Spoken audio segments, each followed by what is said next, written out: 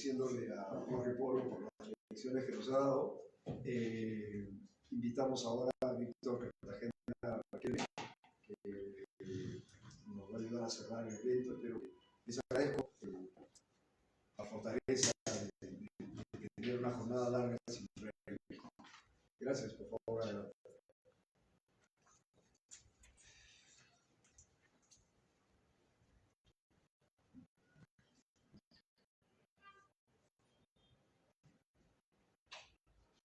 Bueno, primero agradezco al doctor Víctor Samuel por permitirme este momento para poder expresar las nociones generales, porque no es profundizable por el poco tiempo que nos queda, sobre Martin Heidegger y la cuestión del mundo andino que yo relacioné con Gamaliel Churati. Bueno, primero me pregunto, quizás aquí se pregunten, ¿por qué relacionar un autor alemán como Martin Heidegger, un pensador, un escritor literario o filosófico, como quieran llamarlo, Gabriel Churati? Y la cuestión es que el otro es rector de la Universidad de Friburgo y más se le conoce, bueno, lo que he tratado de usar por sus cuadernos negros y también por la cuestión de discurso electoral. Fundamentalmente, estos dos puntos se reduce su cuestión política. Y lo que quiero yo abordar en cuestiones más detalladas en cuestión de la ciudad y otros puntos que le voy a tocar. Primer punto. Bueno, el autor que normalmente es Emmanuel Faye había escrito un libro que se llama Nazismo Heidegger. Y este libro trata la cuestión de que normalmente hace una introducción, bueno, retoma el caso de una exposición o como un seminario de Heidegger digital en 33 sobre Nietzsche, y eso lo toman como cimiento de su filosofía y lo que haya levantado una necesidad metafísica. Aquí, en esa noción lo caracteriza Emmanuel Faye. Ahora, Víctor Fallas es peor todavía en cuestión, es un filósofo chileno que incluso ha escrito sobre Salvador Allende como relación del nacionalsocialismo, o su relación del nacionalsocialismo. Ahora, también se apoyó a Nicolás Tutlian, ¿no? Que es otro que es crítico a Heidegger. Ahora, lo que quiero abordar en esta cuestión es que Churati es un autor punente, pero aunque así mismo no se definiría como punente, porque él lo define como un autor de un área del Tahuantinsuyo, y esa área del Tahuantinsuyo está pues provocada. Y bueno, pese aunque lo redujeron también del mismo modo a Churati, autores como Fernández de Medina, como prototipos, más a simples superficiales en su obra. Otro autor es el gran crítico, Luis Alberto Sánchez. La cuestión es que Churati hizo lo que yo quiero caracterizar es un punto esencial. Normalmente, por decir aquí, se habían leído Pez de Oro, Resurrección de los Muertos, etcétera, de Gamaliel Churati, pero la cuestión es que si hemos explorado más a profundo, quiere decir que dijeron otros autores respecto del Pez de Oro, por ejemplo, ¿no? Y aquí lo que yo quiero enfocarme es que siempre en cualquier conferencia, al menos en mi juicio, siempre en cualquier conferencia o digamos si se trata de Gamaliel Churati, siempre se tocan las primeras partes. Por ejemplo, levantamiento de los pizarros, encrucijada del ego, homilias del Corichagua, etcétera, etcétera. Esos capítulos se tocan, pero no se tocan los últimos capítulos que normalmente se denomina la arenga del Inca, hacia el Inca, o el príncipe revolucionario, o el rebelión del lodo. No se toca ese punto. O el caso del Huahuaco, que bien lo ha sustentado Maxwell, es un autor, lo ha sustentado muy bien con relación a Hobbes, ¿no? Thomas Hobbes, ¿no? Bueno, esos puntos, lo que yo quiero enfocarme ahora en cuestión de Heidegger y cuestión de Churata es en cuestión de la historia, cómo lo conciben la historia. La cuestión de que la historia comienza con la interpretación cotidiana en cuestión de Heidegger más no se revoca en cuestión de la historiografía, ¿no? Normalmente no trabaja la cuestión de la historiografía, y la cuestión de la experiencia histórica lo resume en 4 puntos, bueno, lo toma en 4 puntos. El primer punto es lo histórico como pasado, pero todavía viviendo, presente, ¿no? Todavía presente. El segundo punto es la historia como origen y procedencia, la historia como cultura y la historia como tradición y transmisión, que ese es el punto que quiero tocar.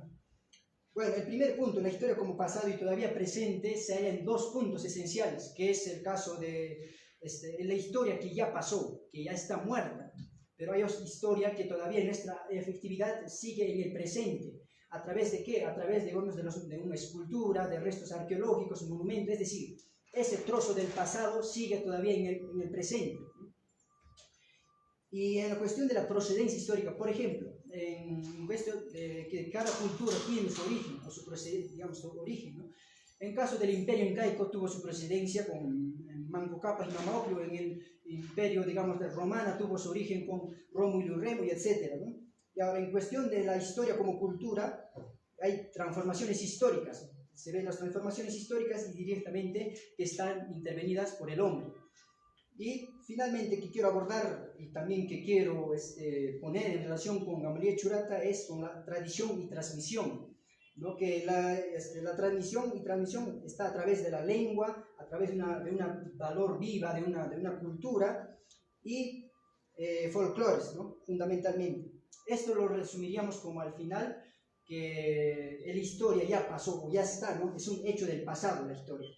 Pero ese hecho del pasado se transmite a través de ¿qué? De cultura, de educación, etc.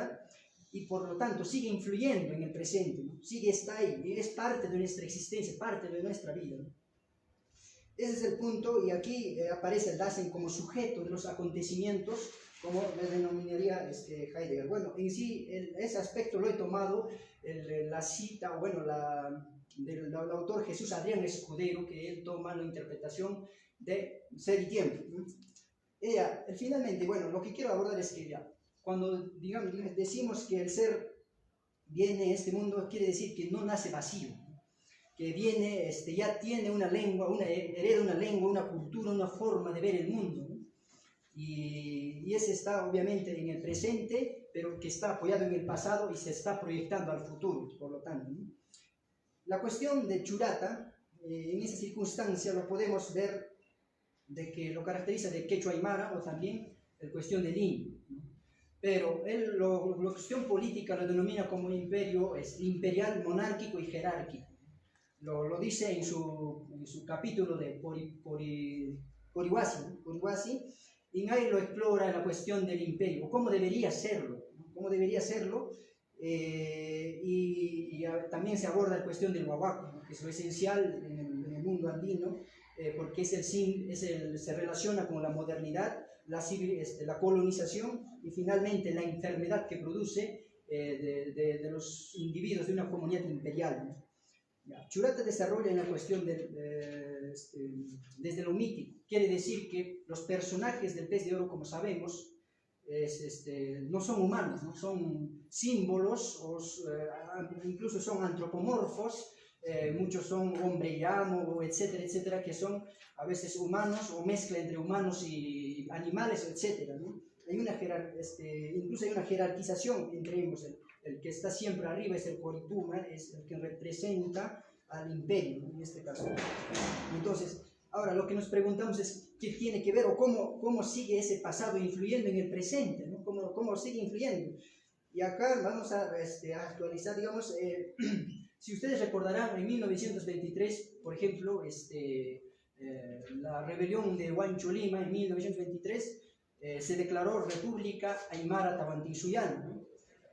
Es un factor de la historia que se denomina Tahuantinsuyo. Acá en la actual, para no ir muy lejos, en 2006 en Bolivia En Bolivia en 2006, al momento de fundar el MITCA, por ejemplo, hicieron un ritual, ¿no? Con su sangre, un ritual especial para reconstruir el cuerpo de Tupac Kataya, ¿no? Bueno, eso lo describe en Descolonización Aymara, es un texto Burma. En el segundo caso es el caso de 2007, que analiza también del mismo modo que en junio de 2007 se han declarado, bueno, la reencarnación de Pedro Picasso y Guillermo un gobierno y está en los hechos históricos. Esa es la cuestión de que los churatas lo denominan de este modo, que el mundo hecho de sigue muerto, sus hechos del pasado, o sus muertos siguen presentes. Por eso lo denominan resurrección de los muertos, con más profundidad, los muertos están entre nosotros, viven entre nosotros. Y además no solo incita política, como se puede denominar, lo cita Alexander Dugin en su parte de teoría política, que los muertos escalan en la sociedad sociológica, una sociedad sociológica, una sociedad de estatus más alto, incluso superior que el que se va a digamos, ¿no? Y la misma es la sociedad antigua, los muertos de la época romana y griega, ¿no? Y pues ese punto, digamos, aquí, que hace una diferencia, digamos, es entre el egipcio y el mundo antiguo. En lo egipcio, por ejemplo, en el egipcio, los muertos ponían trampas para que nadie los perturbara. Mientras que en el mundo andino no se pone trampa. ¿Por qué? Porque hay un viene de la era lunar, de la era matriarcado que lo denomina al Tiahuanaco. El imperio de Sol es el imperio incaico, ¿no? Y en esa época existen los yuyupas, se podría denominar, y ellos son los que amarran el alma y al final viene el Kipuchasta, que es el poder del ser, que al final viene el muerto. Y por lo tanto hay necesidad de amarrar, poner como tramos, etcétera, como lo hacían los egipcios. Y ahora la cuestión, en esa misma línea, no solo aborda en esa cuestión, sino también que la muerte está entre nosotros. Quiere decir que hay una influencia en el mundo que ha hecho una fuerte carga, digamos, de que los muertos están entre nosotros. Voy a citar en este punto al poeta guiado por Heidegger, se llama Volker, y dice lo siguiente: nosotros los actuales somos muy expertos en el sentido del conocimiento científico, pero en medio de ello hemos perdido la capacidad de percibir las cosas, la naturaleza y las relaciones humanas en su plenitud y vitalidad. Hemos perdido lo divino, lo cual significa que el espíritu se ha creado el mundo. Hemos sometido a la naturaleza del telescopio que penetre más remotamente en el universo, y con ello aceleramos el amor entre hombres y naturaleza. Hemos forjado cadenas férreas, hemos hecho escarnio de los límites de lo humano y lo natural, hemos convertido en una generación astuta que incluso se siente orgullosa de poder ver las cosas desnudas, y así lo vemos la tierra, ya no oímos el sonido de los pájaros, ya se escala el lenguaje de los hombres. Esta denominación está por en la noche de los dioses, en la mayoría de los crecimientos del mundo, ¿no? Los crecimientos del mundo en su texto, que es la introducción a la metafísica. En este caso, para Heidegger, en la era moderna, utilizando por Descartes, Galileo, digamos, lo que hace, lo que ellos denominan al hacer, ya no es alguien que se revela o alguien que habla, sino de un modo de cómo hablar, cómo a base de cálculo, dominio y cómo se mide. En ese sentido, y ya se pregunta por la naturaleza, son más bien se pregunta cómo usarla, cómo aprovecharla, cómo mantenerla, digamos, para que se vea un beneficio hacia mí, ¿no? En ese sentido, pero no solo la naturaleza, también el ser humano, ¿no? El ser humano, en estas circunstancias, en la modernidad, normalmente se habla de la eficiencia, ¿no? De la eficiencia, del rendimiento, de la productividad, se han convertido en datos. simplemente en cuestión de datos, ¿no? Y bueno, ese es el punto, digamos, en esa cita. Ya. En esa misma línea, Churata también arremete contra el materialismo científico. Por ejemplo, en la cuestión del mundo andino que tenemos el laica, o como se dice, el imperial, como se denomina Churata, o también Joaquín Pérez, sacerdote de Inca, en ese sentido de Inca. Y eso, Joaquín imperial, el hombre no letra, no hay letra, el hombre no letra, ahí entra el profesor analfabeto, etcétera, etcétera, que están fuera de ese mundo materialismo científico, porque lo caracterizan simplemente por superstición o porque no está explicado con datos objetivos, porque etcétera, etcétera. Entonces, ese punto, incluso la necrademia, como le denomina la Academia de los Muertos, ¿verdad?, están fuera de ese mundo moderno cientificista. La cuestión es que ese mundo cientificista lo denomina Churata alguien que un ser que mata, que coloniza, que asesina. Es un mundo civilizado, ¿no? Se caracteriza a sí mismo como un mundo civilizado, y lo que hace en ese mundo civilizado, lo que hace es colonizar, conquistar, robar y además perturbar los valores del otro. Ese es el punto, digamos, Churata también arremete contra el progreso, ¿no? Churata arremete contra el progreso denominando como metafísica del poder. ¿Por qué? Porque todo en este mundo, la prostitución se hace generalizada. ¿En qué sentido? De que ahora se puede hacer, se puede hacer como, se puede hacer vendido, descartado. Las cosas ya no es algo, digamos, no se produce porque tiene un fin sagrado, etc. Ya no existe eso, ¿no? En ese sentido. Entonces, lo que Churata es humillación del satán del humilde, ¿no? La glorificación de la bestia ensombrecida, ¿no? Y la depravación del hombre, que caracteriza todo ese aspecto de resurrección de los muertos, ¿no? ¿Por qué? Porque la tecnología, el poder, todos ellos han hecho el recaimiento total del hombre, ¿no? Y se ha olvidado la cuestión de la sabiduría, no la sabiduría superficial, sino sabiduría profunda y la nobleza, la espiritualidad, y se ha denominado por opuesta de la técnica, el dominio y la bestia vacía. En este sentido, Heidegger lo denomina este aspecto apariencia del espíritu o envoltura de su carencia. Ese es el punto. Finalmente, frente a este aspecto, Churata manifiesta la revolución. Cuando hablamos de revolución, hay una noción que es de la revolución, hay un sistema existente y otro sistema existente, es poner el sistema nuevo al viejo mejor. Siempre en cuestión de esa historia lineal del tiempo, del materialismo, del marxismo también liberal, es que siempre el futuro esté mejor, ¿no? La cuestión de la cuestión de la revolución, lo que quiere es volver a la célula, ¿no? Volver a la esencia, lo que define a Lima, ¿no? Entonces, en ese punto, y por lo tanto, hay una cita incluso interesante, en el Pez de Oro dice, Churata cree en el punto, no, ya, gobierno,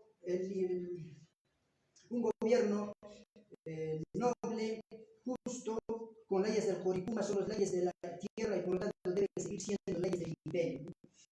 En ese sentido. Ahora, finalmente, lo que quiero abordar también es el destino individual. Destino individual, ¿de dónde proceden las posibilidades que proyecta el Dasein? Esa es la pregunta, digamos, en cuestión de Heidegger, ¿ya? Aquí pone un fenómeno que se llama un legado, ¿no? El legado o la herencia, ¿no? Y esta herencia tiene que ver con un almacén de oportunidades que existe en el pasado. Por decir, una persona se declara o dice que quiere seguir las enseñanzas o quiere imitar a Dios o a Cristo.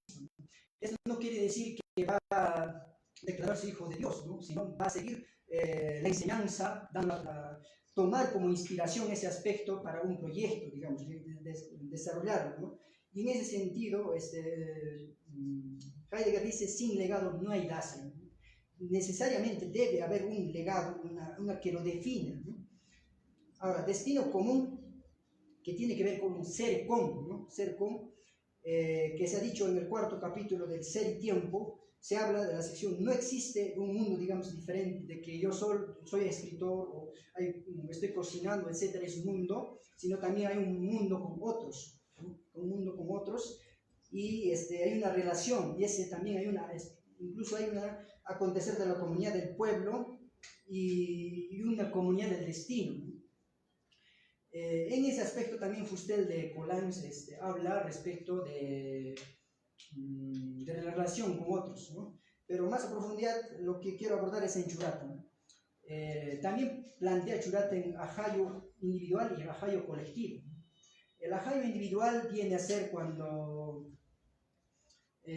por ejemplo, en la colonización, cuando llega España, coloniza al mundo americano o al mundo tahuantinsuyo, digamos, lo que ocurre es que perturba, por no decir otra palabra, perturba o profana los valores culturales del imperio del Tahuantinsuyo. Entonces lo que hace es una enfermedad, produce una enfermedad. Hay una expresión, claro, del Taquionco, por ejemplo, ¿no? Y expresa una enfermedad y por lo tanto ajeno, cuando el indio ve a su deidad, lo profana o lo perturba, deja de ser vacío y por lo tanto, como no tienen que apoyarse, acomete al suicidio, como ha ocurrido en el caso de Tajión, ¿no? O en el caso de ajayo colectivo, que tiene que ver con la noción del imperio, ¿no? Un reconocimiento de dónde su pueblo, de dónde su existencia real. En ese sentido, por decir, Collins, por ejemplo, habla respecto de que un pueblo tiene un espíritu, un pueblo tiene algo que lo define, y por lo tanto, en ese sentido hay que defenderla y cuidarla, ¿no? La patria está definida como tierra de los padres, claro, tierra de los padres, y como de tierra de tus padres puedes profanarla, venderla o, bueno, despilfarrarla, ¿no? Sino habrá que cuidarla, incluso dando la vida en muchos casos, aspectos, ¿no? Bueno, finalmente, Churata habla sobre cuestión no rechaza el mundo moderno. Quizás aquí se podría percibir que Churata rechaza el mundo moderno, no lo rechaza, ¿no? Tengo una cita interesante de un libro que se llama Nosotros y los otros, problemas de identidad, de Alain de Benoit. Él habla sobre cuestión de esa misma, digamos, escribe identidad, no es lo que nunca cambia, sino más bien lo que siempre cambia sin dejar de ser ella misma. Ese es el cita de Alain de Benoit. Y Churata, en la conferencia de Federico Villarreal de 1966, ahora dice, lo que trato de explicarles es que no podemos ser muy modernos, pero siendo muy antiguos, ¿no? Esa es casi la misma la cita, ¿no? Porque la modernidad es algo inminente y no se puede negarla, pero lo más, digamos, decadencia del ser humano sería, digamos, negar nuestra esencia, ¿no? Ese es el punto que quería transmitir. Gracias.